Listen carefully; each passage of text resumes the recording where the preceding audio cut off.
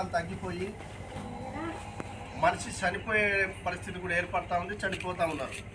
అందుకనే ముఖ్యంగా అక్కలకు చెప్తా ఉన్నాం, మన ఇంటి చుట్టూ పరిసర ప్రాంతాలన్నీ కూడా పలిగిపోయిన టబ్బులు, బకెట్లు, తాగేసిన కొబ్బరి బొండాలు, పాత టైర్లు, సీస పెంకులు ఇలాంటివి ఉంటే వాటిలో దోమలు గుడ్లు పెట్టుకొని మలేరియా, టైఫాయిడ్, డెంగ్యూ లాంటి జ్వరాలు వస్తూ ఉన్నాయి.